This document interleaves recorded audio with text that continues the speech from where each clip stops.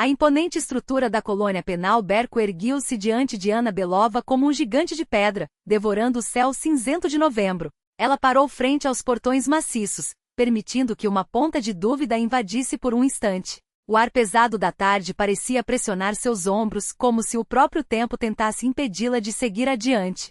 Respirou fundo, transformando o medo em determinação, e avançou em direção ao posto de controle. 12 anos de espera.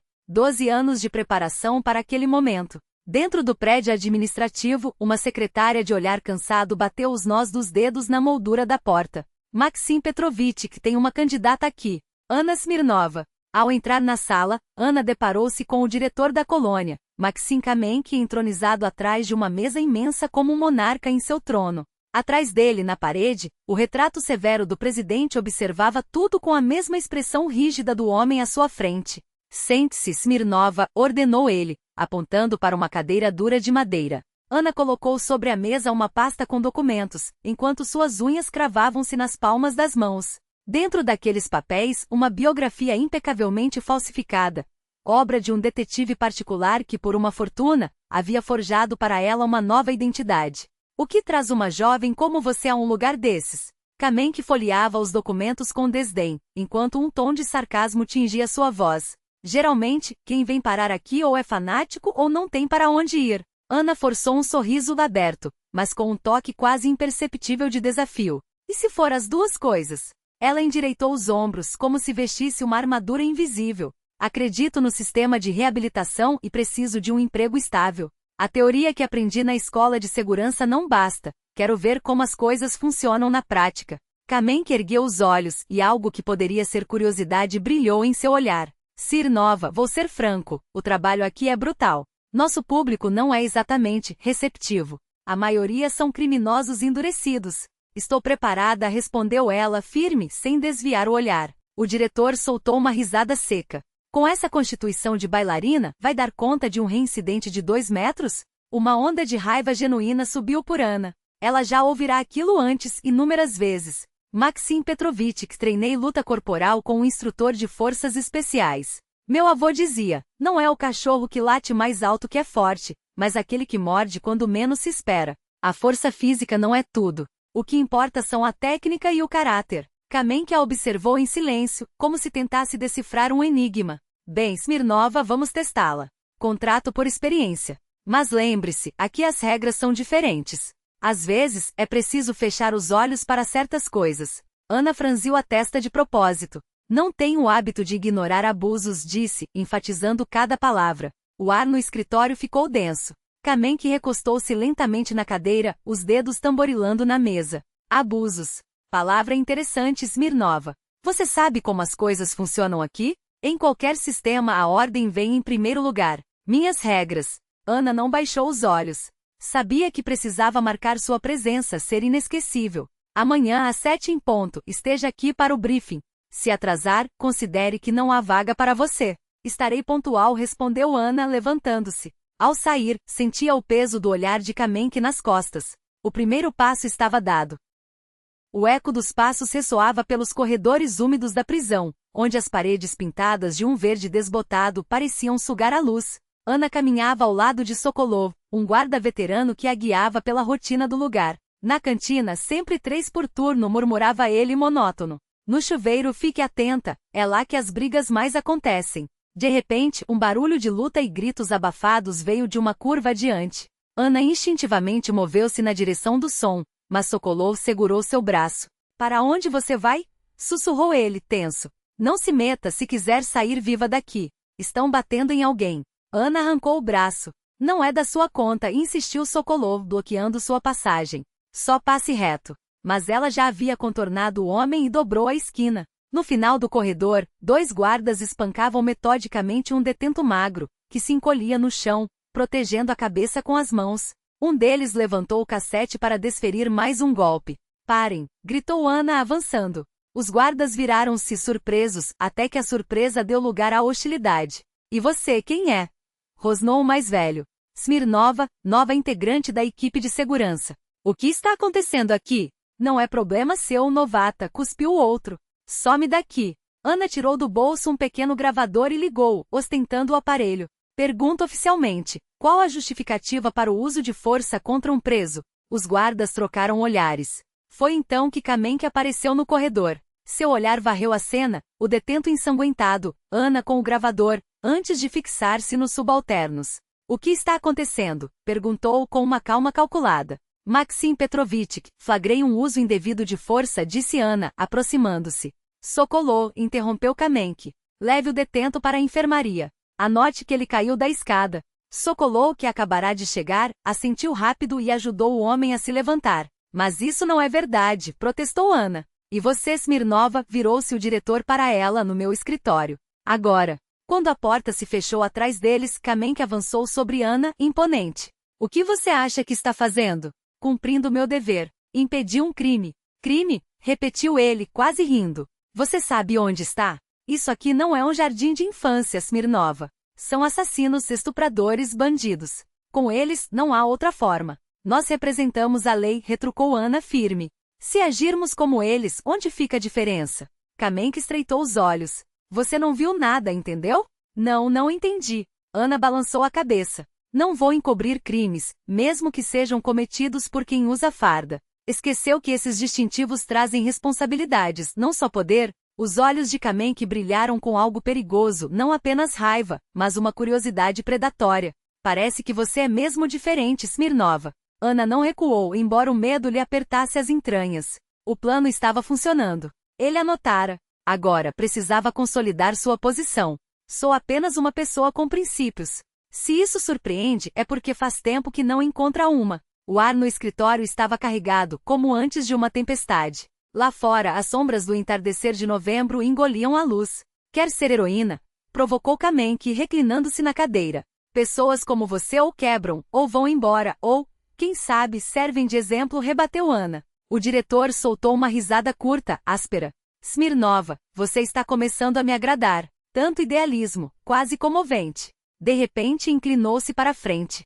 Sabe de uma coisa? Vou dar uma aula prática. Uma noite na cela 6 vai curar você desse heroísmo. Ana sustentou seu olhar, sem piscar. A batalha apenas começara. Um calafrio percorreu a coluna de Ana. Cela 6. Era exatamente ali, segundo as informações do detetive, que Roman Chiornik cumpria sua pena.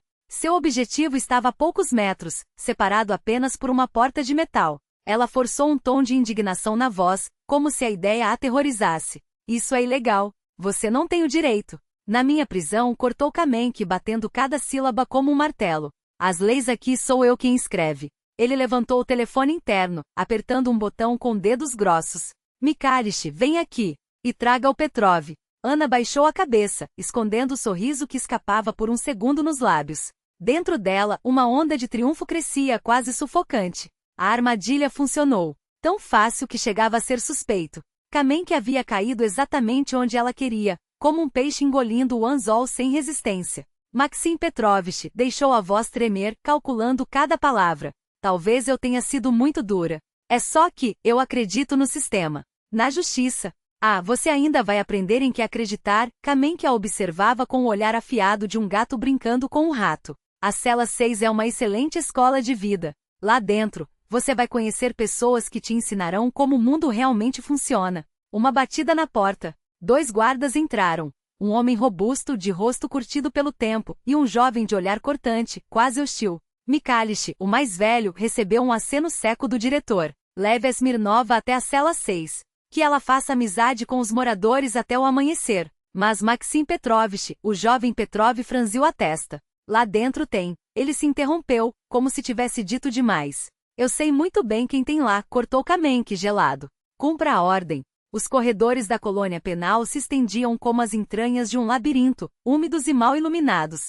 Ana caminhava entre os 2 guardas, ouvindo o eco de seus passos se multiplicar nas paredes de concreto. As lâmpadas nuas no teto jogavam uma luz cruel, transformando os rostos em máscaras grotescas, meio humanas, meio sombras. Moça, você sabe para onde está indo? Murmurou Mikhalich quando dobraram num corredor ainda mais escuro. Lá dentro tem feras. Não havia malícia em sua voz, apenas uma estranha piedade, como se ele já tivesse visto muitos como ela desaparecerem naquele lugar. Eu dou conta. Ana endireitou os ombros, fingindo uma confiança que não sentia. Mikhalich balançou a cabeça, resignado. Escuta, se precisar, grita. A gente vai estar por perto. Talvez a gente consiga. Conseguir o quê? Interrompeu Petrov, áspero. Até o amanhecer, repetiu Kamenk como um veredicto. É isso que eu disse. Isso não é legal, resmungou o jovem guarda. E quando esse homem já fez algo dentro da lei? Mikhailish soltou um grunhido seco. Esqueceu? Ana arquivou aquelas palavras. Uma rachadura na armadura da prisão. Algo que poderia ser útil mais tarde. Na memória ecoavam as palavras do detetive particular, Chiorny, que é a única testemunha. Só ele pode confirmar que era o filho de Kamenk quem dirigia naquela noite. Mas chegar até ele é quase impossível. Encontrar Chiornik, ganhar sua confiança, conseguir seu depoimento. Ela repetira aquele plano como um mantra nas últimas semanas, ensaiando cada movimento, cada risco. E agora, por um capricho do destino, ou por sua própria astúcia, Kamenk a enviava diretamente para o alvo. A ironia era tão perfeita que chegava a doer. Ou era uma armadilha dentro da armadilha. Pararam diante de uma porta maciça de metal, com o número 6 pintado em tinta descascada. De dentro vinham vozes abafadas, risos roucos. Mikhailish virou-se para ela, o rosto marcado por anos de cansaço. Última chance. Diga que mudou de ideia. Eu dou um jeito. Invento alguma coisa para dizer pro Kamenk. Ana balançou a cabeça, firme. Abra. O guarda suspirou, fazendo as chaves tilintarem com um ruído metálico pesado.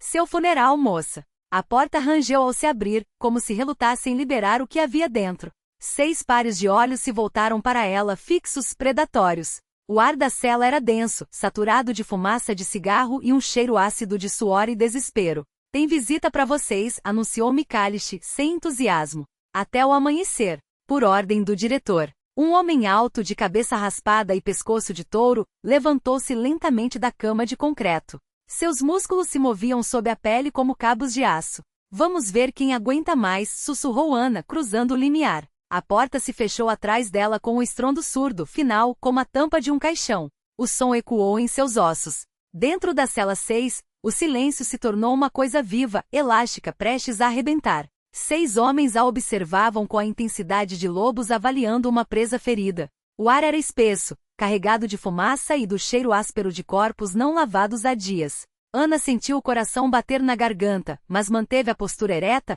os olhos movendo-se com calma calculada. A cela era um cubículo sujo, 2 beliches de metal enferrujado, uma mesa presas ao chão, um lavatório rachado no canto. E os homens, endurecidos, perigosos, como animais de rapina enjaulados, mas não menos letais por isso. O homem de cabeça raspada, Bic, como o chamariam depois, esticou os braços com uma lentidão ameaçadora. Uma tatuagem de um touro furioso cobria seu ombro. E aí, chefia? O que nos mandaram dessa vez? Seu sorriso revelou dentes amarelados.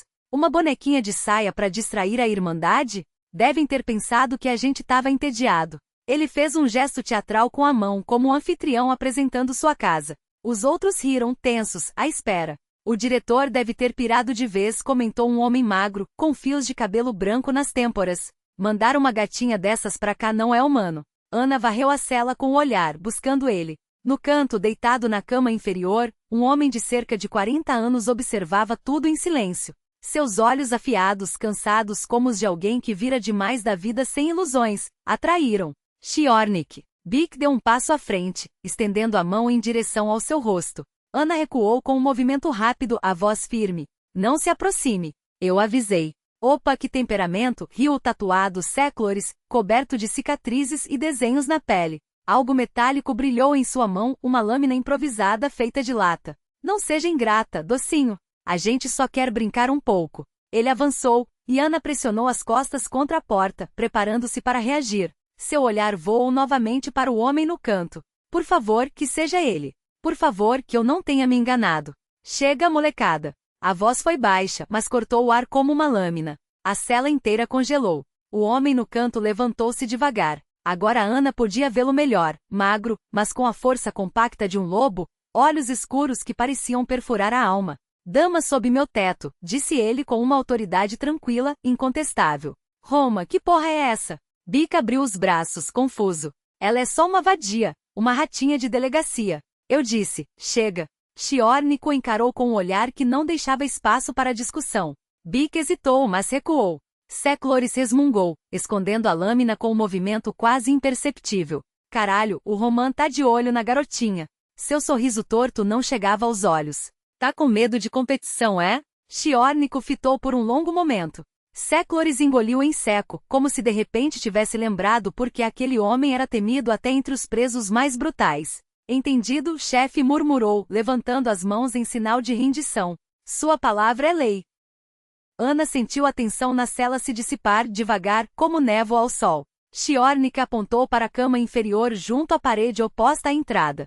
Seu lugar, disse simples. Ninguém vai encostar um dedo em você. Ela assentiu, movendo-se com cuidado até o local indicado. No caminho, captou o olhar gelado de Bic. Não era ódio. Era uma promessa, adiada, mas não cancelada. Obrigada, sussurrou quando Shiornik passou por ela. Por um instante, ele inclinou levemente a cabeça, e Ana jurou ver algo nos seus olhos, uma sombra de tristeza, ou talvez apenas o reflexo de sua própria incerteza.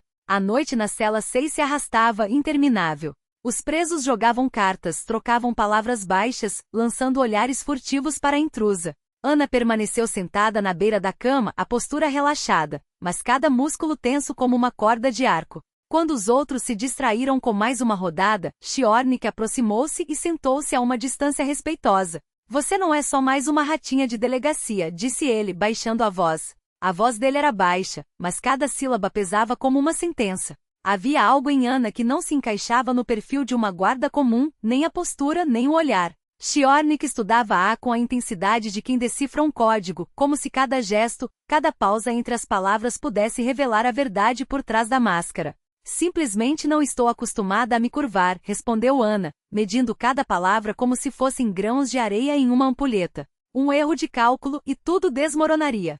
Um sorriso quase imperceptível tocou os lábios de Shiornik, seco como o rangido de uma porta enferrujada. Na prisão todos se curvam. Sua voz era um sussurro áspero, mantido só para ela. Ou se quebram. Não há terceira opção. Ele fez uma pausa, e o silêncio entre eles tornou-se uma lâmina. E você? Ana sustentou seu olhar, ciente de que aquele diálogo era um tabuleiro de xadrez onde cada movimento poderia definir seu destino. Anos de preparação, noites em claro analisando dossiês e traçando planos, tudo convergia para aquele momento, para aquela cela úmida, para aquele homem cujos olhos pareciam perfurar a alma. Cada um tem seus limites, disse ela, escolhedora. O que aconteceu entre você e Kamenk? Shiornik cravara a pergunta como uma faca, observando sua reação com a precisão de um predador que fareja presas. Não era o tipo de homem que jogava uma mulher entre criminosos sem motivo, especialmente uma como ela. Ana respirou fundo. Mentir ali seria como tentar enganar um lobo sobre o cheiro de sangue. Me recusei a fechar os olhos para as irregularidades. Optou pela verdade, ou pelo menos por uma versão dela. Era um risco, mas um calculado. Shiornik assentiu, como se confirmasse uma suspeita. Ele viu isso como um desafio. E estava certo. Seus olhos estreitaram-se. Você realmente o provocou? A questão é, por quê? O olhar dele escavava, buscava frestas, qualquer sinal de fraqueza ou falsidade. Ana permaneceu em silêncio. Sabia que aquele homem lia pessoas como páginas abertas, e qualquer deslize seria sua ruína. Todos nós escondemos algo aqui, murmurou Shiornik, e por um instante seu olhar turvou-se, como se mergulhasse em memórias que preferia não reviver. Mas logo voltou a focá-la, afiado como uma navalha. Cada um com sua dor, seu segredo. Um suspiro pesado preencheu o espaço entre eles. A noite na prisão era um animal vivo, respirando através das grades, dos gemidos abafados, do cheiro de desinfetante misturado ao suor. Descansa, disse ele por fim. A noite será longa. O bloco prisional afundara na escuridão espessa da madrugada. Alguns presos dormiam. Outros, de olhos abertos, fixavam o teto como se ali estivessem escritas as respostas para suas vidas. Ana encostara-se à parede, as costas rígidas contra o concreto frio. O sono não vinha. A adrenalina ainda corria por suas veias, aguçando cada sentido até o limite. Shiornik apareceu como uma sombra, sentando-se ao seu lado sem fazer barulho. Na penumbra, seu rosto parecia esculpido em granito, os traços duros como os de uma estátua esquecida no tempo. Não consegue dormir nos beliches do Estado? Perguntou, e havia quase uma pitada de ironia em sua voz, mas não crueldade. Não estou acostumada, admitiu Ana, sem rodeios. Vai se acostumar. Ele recostou-se contra a parede, os ombros largos relaxando levemente. O homem se acostuma a tudo, até a Cadu. O nome da prisão soou como uma maldição, um lugar que devorava almas e cuspia cascas vazias. Ficaram em silêncio por um tempo, ouvindo a respiração pesada dos que dormiam. O ar cheirava a mofo e desespero. Kamenk é um filho da puta, soltou Shiornik de repente, os olhos cravados nela como se buscassem uma reação genuína. Concordo. Ana sentiu o peso daquela palavra. Era uma armadilha, uma prova. Demasiado direto, demasiado óbvio. Não cabe a mim julgar a chefia, respondeu, baixando os olhos com uma diplomacia calculada. Um riso seco escapou de Shiornik. Diplomacia. Balançou a cabeça. Mas não é honesto. Levantou a mão, como se quisesse interromper qualquer justificativa. Seus olhos ardiam com algo puro, cristalino. Ódio. Um ódio tão limpo que não podia ser escondido, especialmente por quem o carregava há anos como uma segunda pele. Ana calou-se. Instintivamente soube que qualquer palavra seria supérflua. Shiornik sabia. Tinham-lhe afiado os instintos ao longo de anos de sobrevivência, e ele reconhecia a verdade como um caçador reconhece o rastro de sua presa. Sabe, continuou ele, a voz baixa como um rumor, estou aqui há 8 anos. Vi muita coisa. Muita gente. Mas você fez uma pausa. Você é diferente.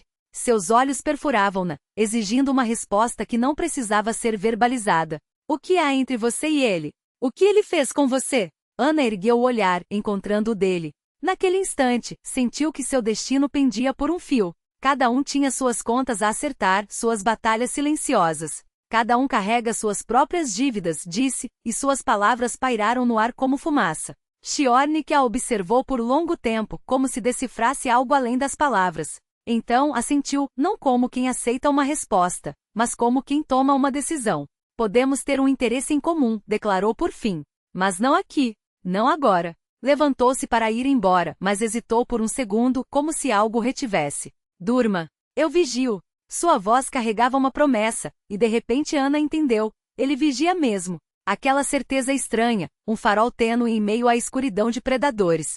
Pela primeira vez em anos, sentiu que não estava sozinha na guerra que travava contra aqueles que lhe haviam roubado o pai. Era uma sensação frágil, quase irreal, confiar em um homem cujo dossiê conhecia de cor, mas cujo caráter só agora começava a entrever. Como um raio de luz filtrando-se por uma fresta na parede de uma cela, ilumina apenas o suficiente para ver o próximo passo. Nuances como aquela salvam vidas. Foi exatamente essa intuição infantil, o pressentimento de que algo estava errado na versão oficial, que poupou Ana de engolir as palavras do investigador Uchastov naquele corredor de hospital, horas após a morte do pai. O homem apareceu com seu protocolo amassado e o cansaço de quem cumpre uma formalidade desagradável, como se a tragédia fosse apenas mais um item em sua lista de afazeres.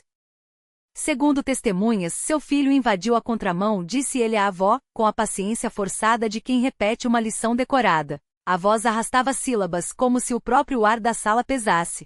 Ele mesmo é o culpado, que testemunhas são essas? A avó ergueu o rosto molhado, os dedos trêmulos apertando o lenço. Mikhail dirigia há 20 anos. Nunca teve uma multa sequer. O Chastov franziu o nariz, como se sentisse um cheiro ruim. Ouça, senhora, temos depoimentos. O carro nem freou. Atropelou e fugiu. O motorista sumiu. Então o encontrem. A voz da avó quebrou-se em um grito, e a enfermeira ao lado balançou a cabeça em advertência silenciosa. Isso é assassinato. O investigador remexeu-se, desconfortável, como se o chão queimasse seus sapatos. Eu só estou preenchendo o protocolo, murmurou, baixando ainda mais o tom. Então, quase em um sussurro, não oficialmente, mas o filho de Andrei Maximovich Kamenk estava ao volante. Conhece esse nome? A avó negou com a cabeça, perdida. O Chastov inclinou-se, a sombra de sua figura imensa cobrindo a velha como uma nuvem de tempestade.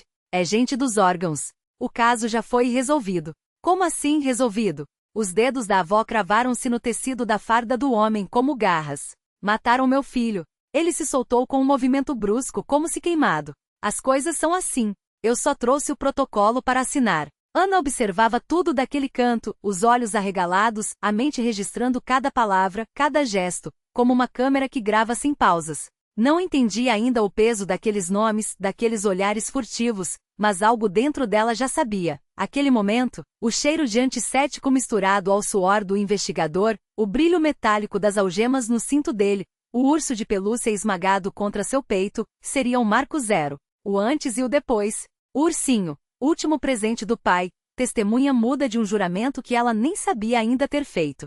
5 anos mais tarde, o arquivista, um homem de cabelos grisalhos e óculos grossos, cujos olhos atentos pareciam escanear cada movimento de Ana, observava-a com uma preocupação mal disfarçada. A jovem, então com 17 anos, passara 3 horas seguidas mergulhada em pastas empoeiradas, os dedos folheando processos de acidentes de trânsito como se procurassem uma agulha em um palheiro de mentiras. Moça! Ele sentou-se ao seu lado, a voz reduzida a um murmúrio. Essa é a 3ª vez que você vem. Eu entendo, mas é melhor não mexer nisso. Ana levantou o rosto. Não havia medo em seus olhos, nem hesitação. Apenas uma calma determinada, como o gelo que se forma devagar sobre um lago profundo. Procuro a verdade sobre a morte do meu pai, disse simples. Isso é ruim? O arquivista olhou ao redor, como se as paredes tivessem ouvidos. Trabalho aqui há 27 anos, sussurrou. Vi coisas. O caso do seu pai. Ele engoliu em seco. Não é limpo. Conte-me. Ana inclinou-se para a frente e o homem, após um instante de luta interna, cedeu. As palavras saíram em jorros baixos, como água de uma fonte envenenada. Foi Maxim Kamenk quem conduziu a investigação. Um grande chefe na época, hoje está ainda mais alto. Todo mundo sabia que era o filho dele quem dirigia, mas Kamenk enterrou as provas. Vi com meus próprios olhos como ele intimidou testemunhas, retirou documentos dos arquivos. Sua mão tremia ao ajustar os óculos. Havia um rapaz, Roman Chiornik, o único que viu tudo. Ele tentou dar depoimento, mas... O arquivista balançou a cabeça, amargo. Depois o prenderam. Disseram que era por drogas. Desde então está atrás das grades. O coração de Ana disparou. Era a primeira pista concreta em anos. Ele tentou dar depoimento? Perguntou, mantendo a voz firme. Tentou. Mas Kamenk foi mais rápido. Os investigadores nem o ouviram direito. Depois, bem, você sabe o resto. Sabe onde ele está agora? O arquivista hesitou. Ouvi dizer que o transferiram para Berco, colônia penal de regime fechado. Uma pausa carregada. Sabia que Kamenk é o diretor lá agora? Coincidência, não acha? A ironia em sua voz era ácida. Obrigada, disse Ana, apertando a mão do homem. Os dedos dele cobriram os dela, ásperos e quentes. Cuidado, menina. Essas pessoas são perigosas. Ela sentiu, mas dentro dela já ardia uma chama, não a fúria cega de outrora, mas uma resolução fria, calculista. Roman Chiornik, o único que poderia desenterrar a verdade. O único que poderia devolver ao pai o que lhe fora roubado, justiça. Uma semana antes de iniciar seu plano em Berco, a voz de Solioviel, o detetive particular, soou cansada pelo telefone. Encontrei Roman Chiornik, 8º ano cumprindo pena em Berco. Oficialmente por tráfico. Mas o processo cheira a podre a quilômetros de distância. Ana sentava-se na janela de seu pequeno apartamento, os olhos perdidos nas luzes noturnas da cidade. Em momentos como aquele perguntava-se se o pai, de onde quer que estivesse, a observava, se orgulhava de sua teimosia ou se temia por ela.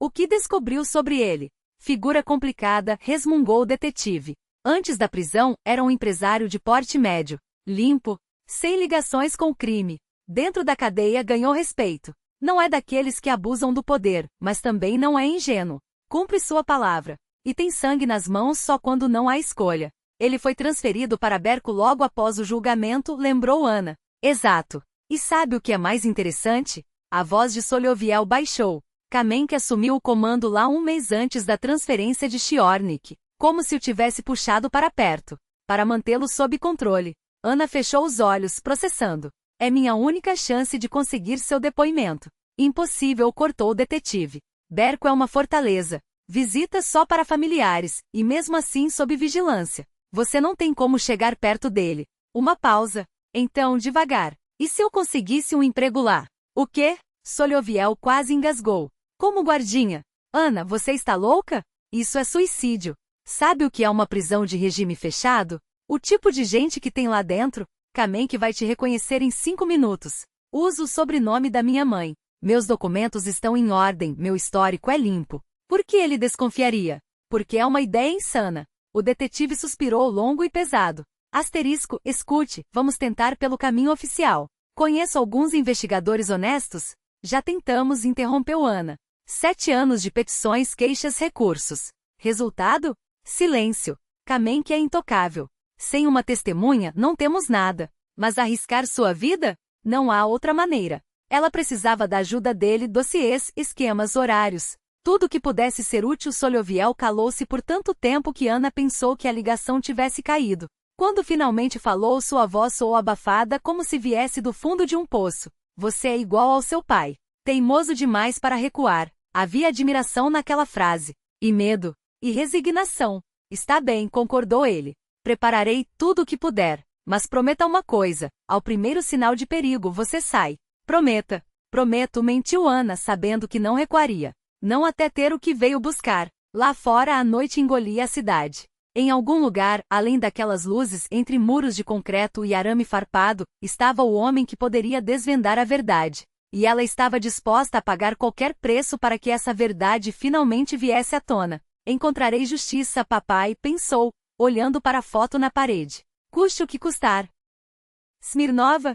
Esticou ele, como se testasse o peso do nome na boca. Ana ergueu os olhos no ritmo certo, nem rápido demais para não parecer desafiadora, nem lento demais para não delatar o cálculo por trás do gesto. Nos seus olhos, uma mistura ensaiada de medo e submissão, frutos de noites passando a limpo cada detalhe da performance. As lembranças da cela, dos olhares viscosos dos presos, das mãos que a arrastaram pela escuridão, davam à sua atuação uma autenticidade cruel. Era fácil reviver o pânico quando ele ainda ardia sob a pele. Entendi meus erros, a murmurou, a voz trêmula o suficiente para soar sincera. Perdoe minha ousadia, Machim Petrovitch. Não conhecia as regras. A peso que se enroscava sob as costelas não era fingimento. Curvar-se diante daquele homem cujo simples nome a enchia de ódio, era como engolir veneno sabendo que o antídoto viria depois. Mas às vezes é preciso afundar até o lodo para impulsionar-se de volta à superfície. Kamenk parou à sua frente. Ana sentiu o cheiro do seu perfume caro, um contraste obsceno naquele ambiente de paredes cinzentas e ar viciado. Os dedos dele roçaram seu queixo, forçando-a a levantar o rosto. Assim está melhor. Ele sorria, mas os olhos permaneciam gelados, como janelas escuras de uma casa abandonada. Talvez ainda dê para tirar algo de útil de você, disse, e a mão demorou um segundo a mais do que o necessário em sua face. Não era desejo grosseiro, era uma demonstração. Veja o que posso fazer com você. Veja como está desprotegida. Ana obrigou os músculos a não recuarem, o estômago a não revoltar. Precisava da confiança dele, mesmo que isso custasse pedaços de si mesma. Quero trabalhar, declarou com uma submissão calculada. Me dê uma chance. Kamenk grunhiu, afastando a mão. Vou dar. Voltou para trás da mesa, observando-a enquanto folheava papéis sem importância. A partir de hoje, fica de serviço no bloco B, Câmara 6. Seus olhos não perdiam um único tremor em seu rosto. Ana deixou o medo transparecer. Apenas o suficiente para ser crível. Um arrepio controlado, um piscar de cílios mais longo. Com medo? Perguntou ele, satisfeito. Sim, respondeu, e era a verdade. Bom, o medo é um bom professor. Empurrou alguns documentos e inclinou-se para a frente, os cotovelos apoiados na mesa. Ouça com atenção, Smirnova. Você trabalha, recebe seu salário e não faz perguntas. Nada do que acontece além dos muros do Berco é da sua conta. Nada do que acontece dentro desses muros também é, a menos que eu diga o contrário. Entendido? Sim, Machim Petrovitch. Ana baixou os olhos, as mãos apertadas ao lado do corpo. Ótimo. Ele recostou-se na cadeira. Agora vá. Arrume-se. O uniforme deve estar impecável. Daqui a 1 hora começa seu turno. Ao sair do gabinete, Ana sentiu o corpo descomprimir devagar, como se saísse de um mergulho nas profundezas. O plano funcionava. Kamenk via o que queria ver, uma garota quebrada, assustada, disposta a tudo para evitar repetir o pesadelo da noite anterior. No chuveiro dos funcionários, deixou a água quente correr sobre si por longo tempo, lavando não só a sujeira física, mas a sensação de humilhação que grudava na pele. As lágrimas vieram sem resistência, misturando-se aos jatos que escorriam pelo rosto. Não eram lágrimas de fraqueza, eram de fúria. A máscara de submissão era apenas isso, uma máscara. Por baixo, a determinação queimava, temperada por anos de espera. A noite trouxe consigo o silêncio zumbante do bloco prisional, aquela quietude enganosa em que a vida dos encarcados se esconde nas frestas como rios subterrâneos. Ana fazia a ronda junto à Câmara 6, espiando pelo olho mágico conforme o regulamento. Os presos moviam-se em ritmos lentos, uns jogavam cartas, outros cochilavam. Bic, o grandalhão, virou-se deliberadamente para a parede quando notou seu olhar. Smirnova. Chamou a Mikhailishik, passando com uma caneca de café na mão. Quer um pouco? Obrigada, aceitou com um aceno, grata pela distração. Ele hesitou, coçando a nuca. Aguenta firme. Os primeiros dias são os piores. Havia algo quase paternal em seu olhar, um resquício de humanidade raro naquele lugar. Ana sorriu brevemente, agradecida. Quando os passos de Mikhailishik se perderam no fim do corredor, voltou a espiar pela fresta. Chernik estava sentado em sua cama, lendo algo. Os outros presos seguiram suas rotinas. A porta da cela abria-se apenas 2 vezes por dia, para a revista e para a distribuição de comida. Faltava 1 hora para a última. Ela esperou. Quando chegou a hora, empurrou o pesado trinco e entrou atrás do funcionário que levava as bandejas. Ao passar o prato para Chernik, seus olhos se encontraram por um instante, tempo suficiente para Ana entender, ele já havia calculado tudo. De volta, murmurou Chernik, pegando a comida. Sentiu saudades da nossa companhia. Para os outros, poderia soar como sarcasmo. Mas Ana ouviu a ponta de um convite, a continuação da conversa interrompida. A chefia me colocou aqui, respondeu, forçando a voz a soar vazia. Como castigo pelo que aconteceu ontem. Entendi, assentiu Chernik, estudando seu rosto. Quebraram você. Havia uma pergunta disfarçada de afirmação naquela frase. Ana deixou os ombros caírem, o tom de voz vacilar. Sim, o senhor tinha razão. Fechou os olhos por um segundo, como se a admissão doesse. O sistema é mais forte. Chernik fez um pequeno movimento com a cabeça, não exatamente concordando, mas registrando a informação. Seus olhos traíram um lampejo de decepção, rapidamente substituído por compreensão. Ele via o jogo de Ana e participava dele, alimentando a farsa, mas mantendo distância. Quando ela saiu da cela, sentiu o peso do olhar dele entre as omoplatas. Uma pergunta silenciosa: até onde você está disposta a ir? E mais importante, por quê? Meia-noite no berco não trazia paz. Os sons não cessavam, apenas se transformavam. O burburinho diurno dava lugar a sussurros, gemidos, rangidos de beliches, gritos solitários de sonhos perturbados. Ana permanecia junto à câmara 6, ouvindo aquela sinfonia dissonante de vidas aprisionadas. A porta da cela estava entreaberta, uma infração tolerada devido ao calor sufocante. O guarda podia vigiar o interior, e os presos ganhavam um fio de ar fresco do corredor. Não consegue dormir? A voz de Chernik surgiu tão de repente que Ana estremeceu. Ele estava encostado no batente de metal, o rosto esculpido em sombras pela luz amarelada das lâmpadas noturnas. Plantão noturno, deu de ombros. É difícil depois de ontem. Olhou ao redor. O corredor estava vazio. Já vi pior, respondeu baixinho. Eu sei, Chernik assentiu. Cada um tem seu próprio inferno. Fez uma pausa, como se pesasse as palavras. Kamenk é rei e Deus aqui. Quem não se curva, quebra.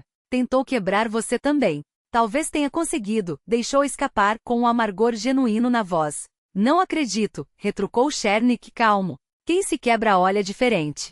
Nos seus olhos há outra coisa. Ana congelou, sentindo o frio subir pela espinha. Será que ele havia por inteiro? O plano, a máscara, os anos de preparação? O quê? Perguntou, ganhando tempo. Fogo respondeu simplesmente. Brasa sob a cinza. Pode cobri-las, mas não apagá-las. Virou-se, olhando para o fundo do corredor. Então Ana arriscou o próximo passo. E o senhor? Como veio parar aqui? Chernik riu sem alegria, apenas com os lábios. Me armaram. Falou como se comentasse o clima, mas cada sílaba cortava o silêncio com precisão cirúrgica. Por saber demais. Sobre pessoas poderosas. Sobre como elas encobrem os filhos quando estes matam alguém por acidente. O coração de Ana pulou uma batida. Ele estava falando sem que ela precisasse guiá-lo. É injusto, disse, mantendo a voz estável. A vida é injusta, concordou Chernik, e no tom havia algo que Ana reconheceu, a fria aceitação de quem já viu demais para se surpreender. Mas a justiça, ele deixou a frase no ar, como um desafio. A justiça é outra história. A vida é injusta, observou Chernik com um tom filosófico, como se pesasse cada palavra. Mas há injustiças que se toleram e outras que não. As conversas entre eles se tornaram rotina. O silêncio noturno dos corredores, quebrado apenas pelo tinido distante de chaves e pelos passos ocos da ronda, criava uma ilusão de solidão compartilhada. Entre a guardiã e o prisioneiro nasceu uma estranha forma de confiança, frágil como o gelo de inverno, mas que a cada noite se fortalecia. E você de onde tira tanta firmeza? Perguntou Chernik na quinta noite de diálogos. Nem toda garota tem coragem de enfrentar o sistema. Principalmente um sistema como o nosso. Estavam parados na porta da cela, mantendo uma distância não dita, ele dentro, ela fora. Uma fronteira simbólica entre 2 mundos. Tenho minhas razões para não suportar a injustiça, respondeu Ana, cautelosa. Chernik estudou seu rosto na penumbra, como um rastreador antigo decifrando vestígios quase apagados. Razões pessoais? Indagou baixinho. Ana não respondeu. Limitou-se a assentir, baixando os olhos. Às vezes, o silêncio diz mais do que palavras, especialmente quando se quer evitar a mentira, mas não se pode revelar toda a verdade. Ele a observou por um longo momento, até falar com uma suavidade inesperada. Entendo. Então somos da mesma laia. Aquelas palavras simples carregavam um entendimento profundo. Não era apenas empatia, mas um reconhecimento, o direito à dor, à raiva, a busca por justiça a qualquer custo. Cada um de nós tem sua história, continuou ele. Suas cicatrizes. Mas as cicatrizes que nunca fecham. Elas apenas se cobrem de nova pele, tornam-se parte de você. Ana levantou os olhos encontrando os dele. Às vezes acho que a dor é o único elo que realmente une as pessoas, murmurou. Mais do que a felicidade ou o amor. Pensamento sábio para alguém tão jovem, comentou Chernik. A vida te tratou com dureza, não foi? Ela não respondeu, mas seu silêncio era uma confissão. Falava de uma infância interrompida pela tragédia, de anos gastos na busca por respostas, de uma determinação que amadurecera lenta, porém inevitavelmente. Sabe qual é o pior nesta prisão? Perguntou ele de repente. Não é a violência nem a humilhação.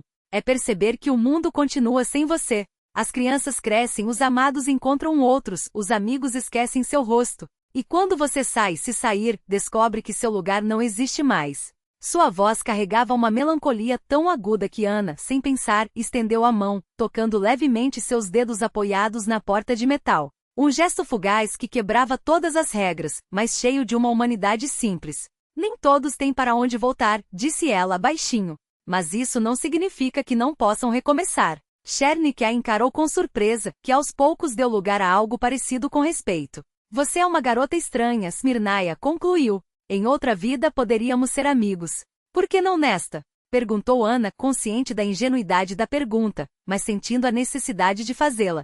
Pela primeira vez desde que se conheciam, Chernik sorriu. O gesto transformou seu rosto, tornando-o mais jovem, menos severo. Nesta também podemos, respondeu, afastando-se da porta como se encerrasse a conversa. Mas a amizade em lugares como aquele exigia confiança, e a confiança era a moeda mais valiosa além daquelas grades. Suas palavras ficaram pairando no ar, como uma pergunta não respondida ou um desafio. Você estaria disposta a pagar esse preço? A noite de novembro envolveu o presídio Berco em uma escuridão úmida. Do lado de fora das janelas do corredor, uma chuva fina se transformava em neve que derretia ao tocar o chão. Ana permanecia encostada na parede, junto à porta da cela 6. 3 semanas de serviço a haviam esgotado fisicamente, mas aguçado seus sentidos ao extremo, como acontece com quem vive por muito tempo à beira do abismo. Chernik apareceu sem fazer barulho, como um espectro. Ela já se acostumara com seus movimentos precisos, quase felinos, de quem se desloca com a cautela de um predador em seu habitat.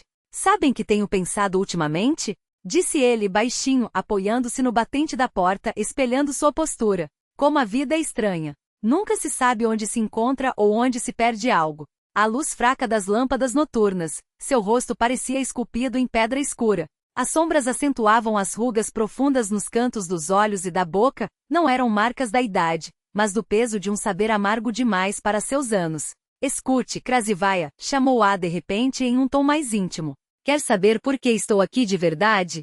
Ana tensa, mas esforçou-se para não demonstrar. Esperara demais por aquele momento para estragá-lo com um gesto ou palavra precipitados. Se quiser contar, respondeu com cuidado. Chernik sorriu sem ironia, com a sabedoria cansada de quem carrega há muito tempo um fardo de palavras não ditas. Eu era testemunha de um assassinato, disse, simplesmente. Ana sentiu o coração bater contra as costelas.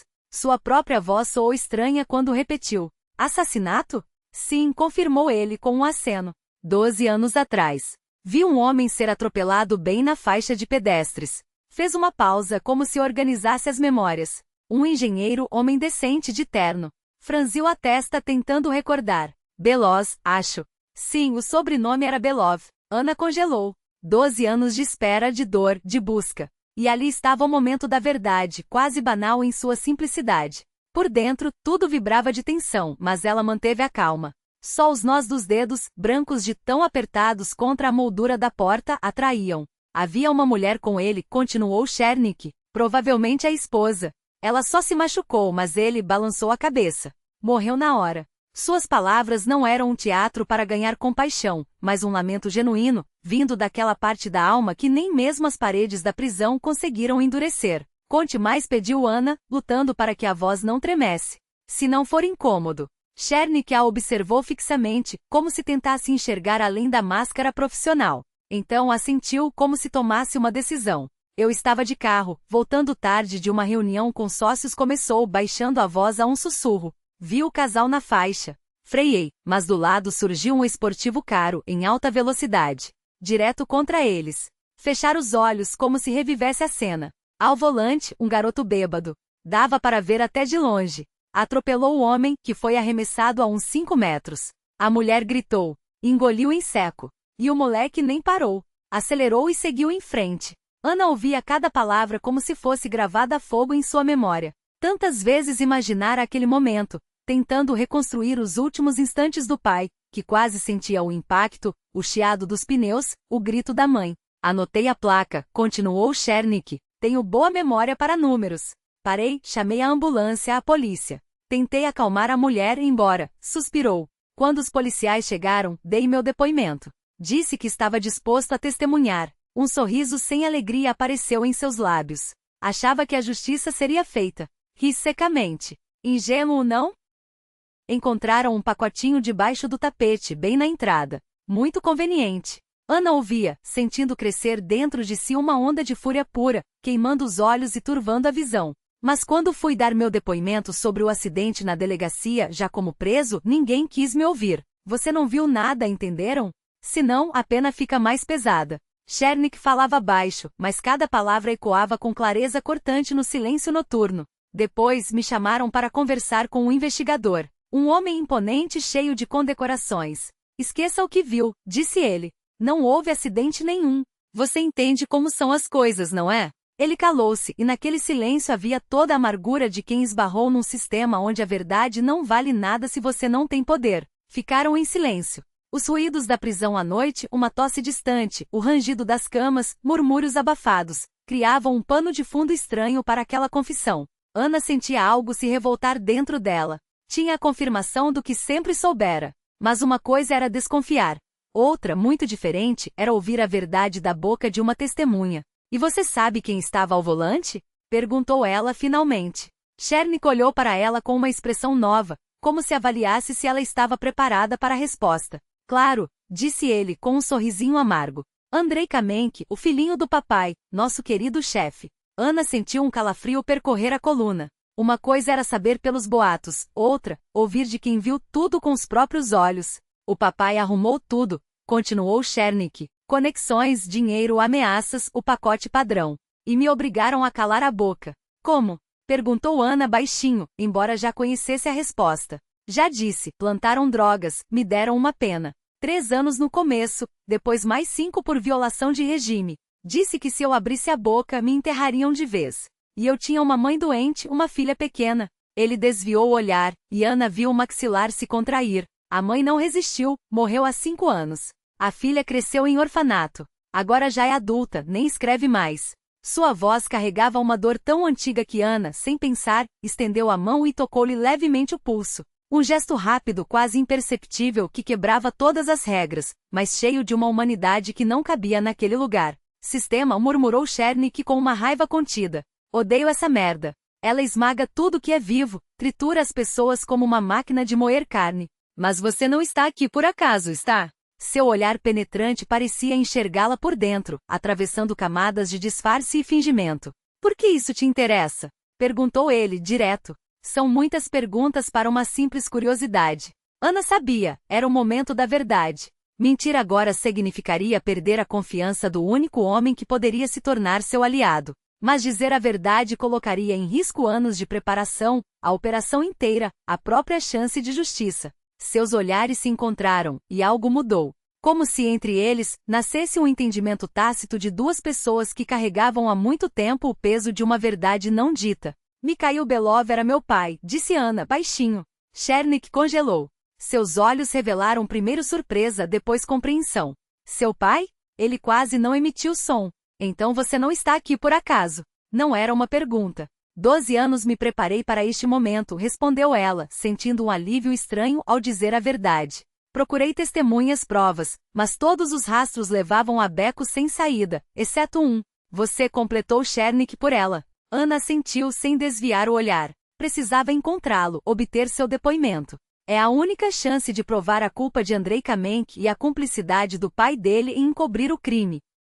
Chernik ficou em silêncio, absorvendo aquelas palavras. Ana via as emoções se sucederem em seus olhos: espanto, admiração, desconfiança e, por fim, algo parecido com respeito. Entendo, disse ele, afinal. Vingança? Justiça, a corrigiu Ana. A diferença é pequena quando se trata de sangue, retrucou ele, baixo. Afastou-se da porta, deu alguns passos pela cela, como se pesasse algo na mente, depois voltou. Então estamos no mesmo caminho, declarou simples. Tenho minhas próprias contas com os Kamenk. 8 anos de vida roubados. Uma mãe que não pude enterrar. Uma filha que cresceu órfã com o pai vivo. Seus olhos brilhavam no semi-escuro com um fulgor febril, quase doentio. Mas é perigoso, advertiu. Kamenk não é homem com quem se brinca. Ele destrói quem se atreve a atravessar seu caminho. Eu sei, Ana assentiu. E estou disposta a correr o risco. Olhavam um para o outro através das grades da prisão. Uma jovem que dedicara a vida à busca de justiça e um homem que pagará um preço terrível por tentar dizer a verdade. Entre eles estendia-se um fio invisível de compreensão, mais profundo que palavras, mais forte que o medo. Precisamos de um plano, disse Chernik. Tenho um plano, respondeu Ana. Mas preciso da sua ajuda. Naquele instante, no silêncio oco do corredor da prisão, sob as lâmpadas fracas que mal iluminavam seus rostos, nasceu uma aliança. Frágil e desesperada como um último suspiro de esperança, mas forte com a força que a verdade dá às pessoas quando é mantida nas sombras por tempo demais. Uma verdade que ansiava, enfim, vir à luz. Perigosa, destruidora, mas necessária como o ar. As sombras se alongavam em faixas estreitas, cortando a cela como grades dentro de grades. O crepúsculo da prisão, aquele momento entre o barulho do dia e o silêncio da noite, era o único espaço onde a franqueza podia florescer. Ana agachava-se junto à porta, fingindo verificar a fechadura. Chernik estava dentro, apoiado na parede. Entre eles, a barreira de metal e um entendimento mudo. Preciso de um depoimento por escrito, disse Chernik, olhando além dela, como se falasse consigo mesmo. Documentado com minha assinatura. Se não, são só palavras de um ex-detento contra um oficial respeitável. Sua voz era um sussurro de folhas secas. Baixa, quase inaudível, mas cada sílaba atingia o alvo.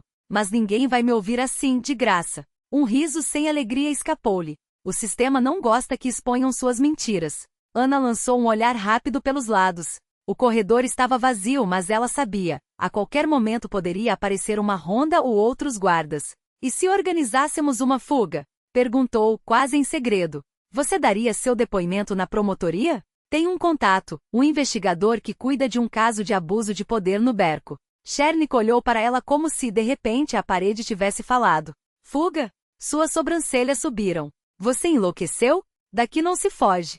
Isso não é filme americano. Deu um passo em direção à porta, baixando a voz até um murmúrio quase imperceptível. Em 30 anos, houve 3 tentativas de fuga do Berco. Sabe como terminaram? 3 cadáveres na mata. Durante tentativa de fuga. Fórmula padrão. Os olhos de Ana arderam com uma fúria especial, a que nasce apenas da impotência. Tem que haver um jeito, insistiu ela. Não passei 12 anos buscando justiça para desistir agora, quando estou tão perto. Chernik estudava seu rosto, pálido na luz fraca, mas cheio de uma determinação que beirava a teimosia. E então algo mudou em seu olhar, como se uma faísca acendesse no fundo das pupilas. Mas há uma possibilidade, disse ele devagar. Através, o bloco médico. Ana conteve a respiração. Fale, articulou apenas com os lábios, os dedos crispados no coldre da pistola.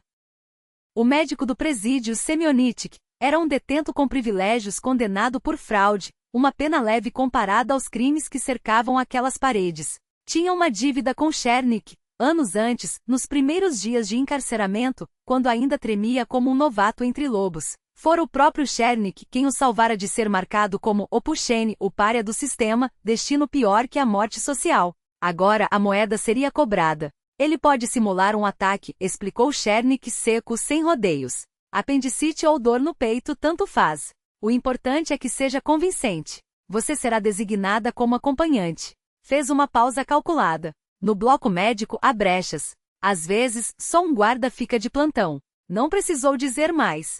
Ana entendeu. Era um plano insano, um salto no escuro com as asas cortadas, mas não havia alternativa. Os dedos dela tremeram ao ajustar o cinto. Prepararei os documentos, murmurou decidida. E entrarei em contato com meu informante no comitê de investigação. Foi então que ecoaram passos no fim do corredor. Ana se endireitou num instante, fingindo inspecionar a fechadura da cela.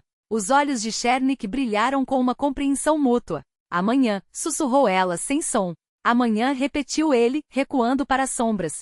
Os passos se aproximavam, arrastando consigo o peso de um mecanismo irrevogável. Não havia mais volta. Agora só restava avançar, em direção ao desconhecido, que os atraía e aterrorizava em igual medida. O bloco médico de Berco ocupava uma ala separada, mais clara e menos suja que os pavilhões principais, mas com a mesma aura opressiva de cativeiro. Ana marchava ao lado de Chernik, que se curvava em uma dor fingida, o rosto contraído em uma máscara de agonia tão realista que até ela, que conhecia a farsa, sentiu um calafrio. Gotas de suor artificial brilhavam em sua testa, os lábios pressionados em uma linha tensa completavam o quadro. Semioníticos aguardava à porta, baixo, calvo, com olhos de falcão que não revelavam nada. Não havia como ler sua expressão, cumplicidade, medo ou simples indiferença profissional. Qual o problema com o detento? Perguntou, direto. Dores abdominais intensas, respondeu Ana, mantendo o tom oficial. Suspeita de apendicite. O médico assentiu e os conduziu para dentro.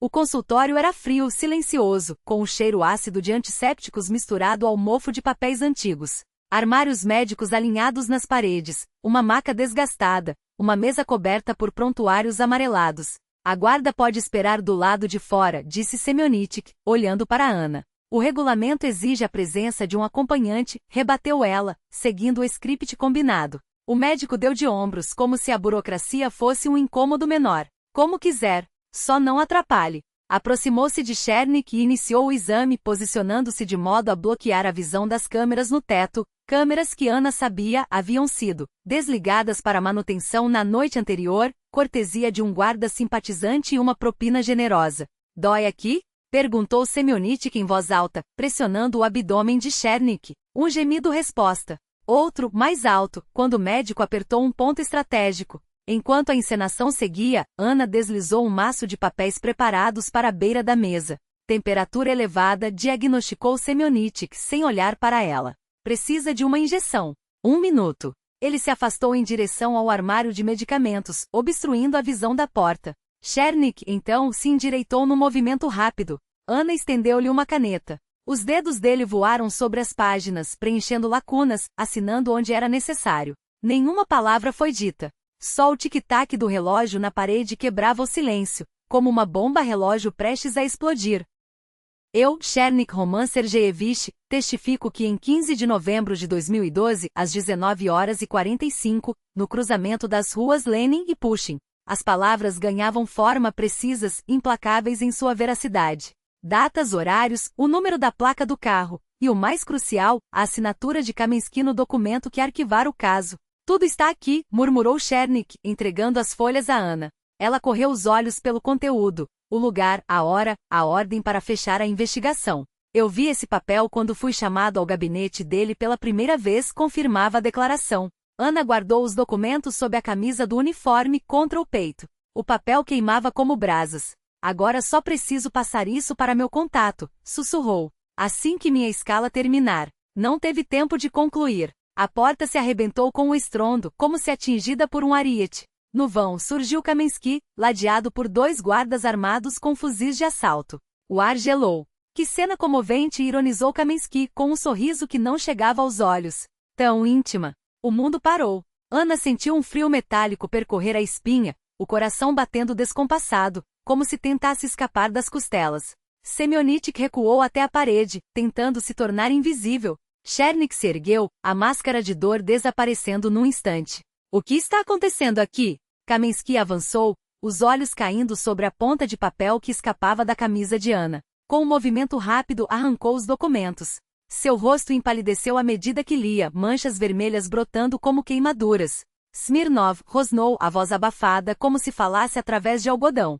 Ou melhor, Belova. Ana sentiu o chão se abrir sob seus pés. 12 anos de planejamento de esperança desmoronando em segundos, como um castelo de cartas sob um sopro de vento. Kaminsky se recompôs e sua expressão se transformou em uma máscara de fúria gelada. Peguem os dois, ordenou aos guardas. Os homens avançaram, mas Chernik foi mais rápido. Num relâmpago, agarrou um bisturi da mesa e encostou a lâmina no pescoço de Kaminsky. Parem! Rugiu. Ou o chefe vai precisar de uma traqueostomia de emergência. Os guardas hesitaram, trocando olhares incertos entre a lâmina e seu superior. Baixem as armas, exigiu Chernik, apertando o bisturi até que um filete de sangue escorresse pela pele de Kaminsky. Devagar, no chão. Seus olhos ardiam com uma determinação que não deixava espaço para dúvidas. Os guardas obedeceram, depositando os fuzis com cautela. Anna Pegg comandou Chernik. Ela se lançou adiante, apanhando as armas e recuando até a parede, apontando os canos para os homens desarmados. O bisturi pressionou um pouco mais. Uma gota vermelha desceu pelo pescoço de Kaminsky. Vamos conversar, disse Chernik baixo. O tempo congela em momentos como aquele. 5 pessoas imóveis presas em uma pintura grotesca. O médico encostado na parede, os guardas de joelhos, Anna com os dedos trêmulos nos gatilhos, Kaminsky com a lâmina beijando sua jugular. O ar pesava, saturado de ódio e medo, e o silêncio era tão denso que até a respiração soava como um trovão. Achava que poderia me enganar, velha raposa? Kaminsky riu, apesar do perigo, um riso que continha quase admiração. Sabia quem você era desde o primeiro dia. Anna congelou. Como? Quando? O que ela havia deixado escapar? Anna Mikhailovna Belova, pronunciou Kaminsky saboreando cada sílaba. Filha do engenheiro. Boa cobertura, aliás. Documentos impecáveis, biografia sem falhas. Mas em nosso ramo detalhes são tudo. Seus olhos, frios e claros, cravaram-se nos dela. Eu a deixei entrar, continuou, como se explicasse uma lição a uma aluna lenta. Queria ver o que você faria. O gelo se espalhou pelo peito de Anna. 12 anos de preparação. 12 anos de sacrifícios. E o tempo todo, ela havia sido uma marionete. Por quê? Foi tudo o que conseguiu dizer. Kaminsky sorriu, o sorriso de um predador que finalmente encurralou a presa. Para encontrar todos que poderiam me ameaçar, respondeu calma, como se enunciasse um axioma. Você não trabalhava sozinha. Tinha cúmplices, contatos, informantes. Quis desmantelar a rede inteira. Balançou a cabeça, quase com pena. 12 anos se preparando para este lugar, murmurou. 12 anos aprendendo. Planejava, buscava. E eu, esses mesmos 12 anos, esperei você fazer seu movimento. Anna olhava para ele com um horror que ia além do reconhecimento. Não era o horror de quem vê o assassino do pai, mas o de quem percebe, tarde demais, que foi apenas um brinquedo nas mãos de um mestre. Um gato brincando com um rato antes do golpe final. Você não entende, não é? Continuou Kaminsky a voz baixa, quase íntima. Eu sabia que um dia você viria. Vi você nos funerais do seu pai. Uma garotinha com um olhar tão intenso que até eu me senti incomodado. E soube na hora, aquela ali não desistiria. Seu tom baixou ainda mais, quase um sussurro. Por isso me preparei. Garanti que todas as pistas, todos os fios, levassem aqui, para a minha prisão, para a minha armadilha. Chernik ouvia em silêncio, mas seus olhos ardiam com uma fúria silenciosa, acumulada ao longo de anos. Era o fogo que precede a explosão. Sabe qual é a ironia? Kaminsky parecia não notar a lâmina pressionada contra sua garganta. Você acabou sendo exatamente como eu imaginava. Teimosa, inteligente, decidida. Como seu pai. Uma pausa. Um golpe verbal preciso como um estilete. Ele também era teimoso. Até o fim.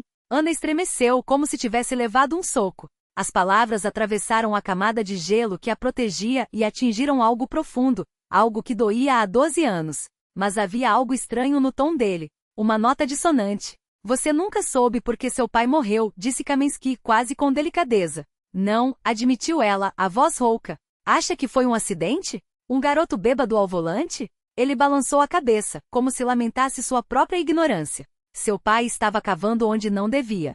Encontrou documentos sobre o fornecimento de peças defeituosas para uma usina nuclear. Iria à procuradoria. Eles não podiam permitir isso. Anna sentiu o chão se abrir sob seus pés. A realidade oscila como um reflexo na água turva. Meu filho foi apenas uma ferramenta, continuou Kaminsky, a voz fria como um relatório. Um garoto estúpido mimado que nem sabia o que estava fazendo. E eu fui o executor leal. Porque o sistema não perdoa erros. Não havia remorso em suas palavras. Apenas a constatação seca de um fato, tão impessoal quanto um laudo de necropsia.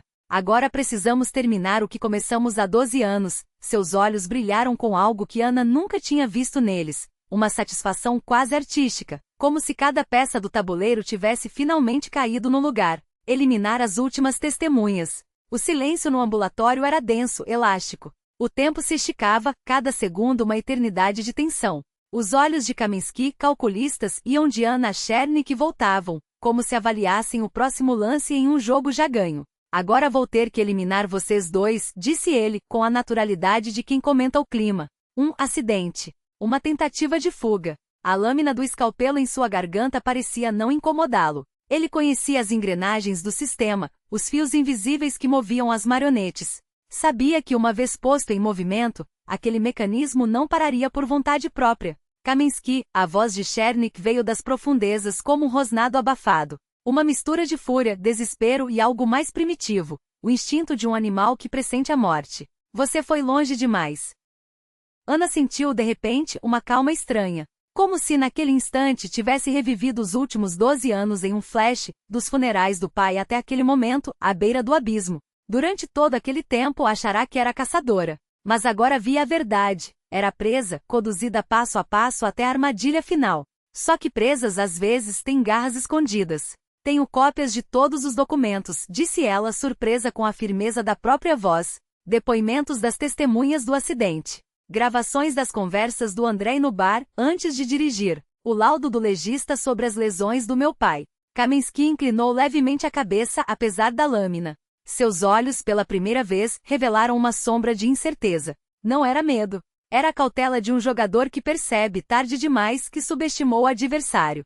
Se algo acontecer comigo, eles serão enviados automaticamente, continuou Ana sem piscar. Para 5 instâncias diferentes: imprensa, comitê de investigação, administração presidencial. As últimas palavras saíram com ênfase. Porque Kaminsky, por mais poderoso que fosse dentro daquelas paredes, não passava de uma engrenagem. Uma engrenagem que, se rangesse demais, seria substituída sem hesitação. Blefe, disse ele, mas pela primeira vez sua voz tremulou. Ana seguiu seu olhar, implacável. 12 anos de dor, de solidão, de preparação, haviam transformado sua alma. O metal mole se tornará aço frio. Você está certo, concordou ela baixa. Preparei-me anos para este momento. Acha mesmo que não deixei um plano B? Simeone Shonichense, que todos pareciam ter esquecido, deslizava lentamente em direção à porta. Seus movimentos eram quase imperceptíveis, como os de um rato ao longo do rodapé. Mas Chernik captou o gesto, e em seus olhos acendeu-se uma centelha de esperança. Não era blefe. Ana mergulhou a mão no bolso e retirou o celular. Na tela, um cronômetro contava regressivamente. 59, 43. 59, 42. Envio automático ativo. Ela mostrou a tela a Kaminsky. Em 1 hora, tudo será enviado. A menos que eu digite o código de cancelamento. Kaminsky fitou o display, o rosto uma máscara petrificada. Pela primeira vez, Ana viu rachaduras na armadura do homem que sempre controlara cada peça do jogo. A dúvida, nua e crua, transparecia em seus olhos. Me dê o telefone, exigiu ele, e um fio de pânico serpeou em sua voz. Não, respondeu ela, simples. De repente, Kaminsky se jogou para frente, ignorando a lâmina. Chernik não teve tempo de reagir. Um filete de sangue escorreu pelo pescoço do homem, mas ele, como se não sentisse dor, arremeteu contra Ana, tentando arrancar-lhe o celular das mãos. Corpos se entrelaçaram em uma luta desigual. Ele, um homem grande, com anos de experiência em combate corpo a corpo. Ela frágil, cuja única força era a determinação desesperada. Chernik tentou intervir, mas os guardas, aproveitando a distração, se lançaram sobre ele. No meio daquele caos de gritos, socos e movimentos bruscos, um novo som irrompeu, um zumbido grave e vibrante como de uma máquina pesada se aproximando. Então, um rangido metálico, e a porta do ambulatório explodiu para dentro, reduzida a farrapos de madeira e nuvens de poeira. No vão surgiram silhuetas escuras, máscaras, coletes à prova de balas, fuzis apontados. Todos no chão. A ordem ecoou, seca como um tiro. Mãos na cabeça. Ninguém se mexa. Em segundos todos estavam de bruços imobilizados. Os homens do grupo de elite agiam com uma precisão cirúrgica, cada movimento ensaiado até a perfeição. Ana, com a face colada ao piso frio, sentiu algo estranho florescer dentro de si. Não era alívio. Não era alegria. Era a satisfação amarga de quem, após uma jornada longa e dolorosa, finalmente chega ao fim. mesmo que não do jeito que imaginara. Através de um véu de lágrimas, viu Kaminsky ser erguido e algemado, os olhos ainda faiscando com uma fúria incrédula. Mesmo derrotado, ele permanecia perigoso, como um animal ferido, capaz de um último ataque mortal. Você está bem? Uma voz acima dela. Um homem em um traje civil, com olhos atentos e um rosto severo de quem está acostumado a tomar decisões difíceis. Os dedos dele, firmes mas não agressivos, seguravam seu braço enquanto a ajudavam a se levantar. Anna Mikhailona, disse ele, com um tom que misturava respeito e uma pitada de ironia. O coronel Soloviov fez bem em pedir que a vigássemos de perto. Ela sentiu, sacudindo o uniforme sujo de poeira e sangue seco. A voz saía áspera, como se as palavras tivessem sido arrancadas de uma garganta ferida. Lamento não ter compartilhado os detalhes do plano. Mas não sabia em quem confiar. O homem que se apresentaria mais tarde como Igor Viktorovich, investigador do FSB, balançou a cabeça em sinal de compreensão. Precaução razoável. Seus lábios esboçaram um meio sorriso, quase imperceptível. Mas da próxima vez coordene as ações antes.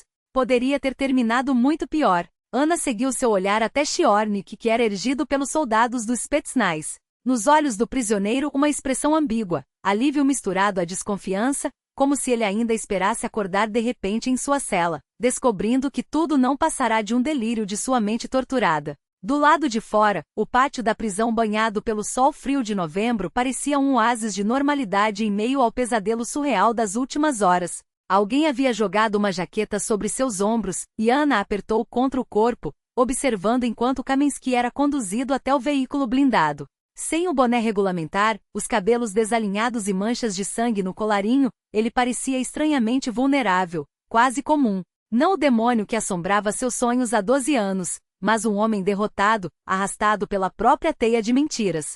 Igor Viktorovich aproximou-se do prisioneiro com passos medidos. Sua voz, agora formal e cortante, ecoou no ar gélido. Machim Petrovich Kaminsky, você está preso. Fez uma pausa dramática. Pela acusação de abuso de poder, ocultação de crime e organização de assassinato cometido há 12 anos. Kaminsky só então parece ter notado Anna. Seu olhar saltou dela para o investigador e de volta como um animal enjaulado avaliando as grades. Vocês não têm provas, rosnou, recuperando um resquício da antiga autoridade. Isso é uma farsa. Exijo um advogado. Igor Viktorovich abriu uma pasta e extraiu um maço de papéis, balançando-os diante do rosto de Kaminsky. Depoimento de Roman Chiornik. Sua voz era calma, quase didática. Descrição detalhada dos eventos daquela noite, com particularidades que só um testemunha ocular poderia conhecer. O rosto de Kaminsky empalideceu, mas ele sacudiu a cabeça com teimosia. A palavra de um criminoso contra a de um oficial. Quem vai acreditar nisso? Não só isso, continuou o investigador, impassível. Seu telefone foi monitorado nos últimos 6 meses. Todas as conversas com o filho, com ex-colegas da polícia rodoviária, com juízes que arquivaram o caso. Fez uma pausa. Diálogos muito reveladores. Pela primeira vez, um lampejo de medo genuíno cruzou os olhos de Kaminsky. Seu tom baixou, quase um sussurro. Isso é ilegal. Tínhamos um mandado. Igor Viktorovich deu de ombros. Depois que recebemos informações sobre possível corrupção nos altos escalões do sistema de segurança, tudo foi feito dentro da lei, Machim Petrovich. Seu sorriso era frio. Aquela mesma lei que você ignorou por tanto tempo. Os soldados levaram Kaminsky embora. Anna observou sua figura encurvada desaparecer dentro do veículo, sentindo um vazio estranho se abrir dentro dela. Durante anos, aquele homem havia ocupado todo o espaço de sua mente, objeto de ódio, meta que dava sentido a cada dia. Agora, com a justiça finalmente servida, não havia triunfo, apenas uma tristeza quieta, esmagadora. Seu filho também foi preso, murmurou Igor Viktorovich, como se lesse seus pensamentos. Anna virou-se lentamente. Andrei Kaminsky. O investigador cruzou os braços. Confessou tudo esta manhã, assim que ouviu a gravação da conversa com o pai. Sua boca torceu-se em desdém. Fraco, bem diferente do papaizinho. Ela sentiu sem força. Não conseguia odiar aquele Andrei, o garoto que 12 anos antes cometera um erro irreparável e depois viverá à sombra de um pai tirânico. E Roman Chiornik? Perguntou, os olhos buscando a figura alta do ex-presidiário, que conversava com um oficial a alguns metros dali.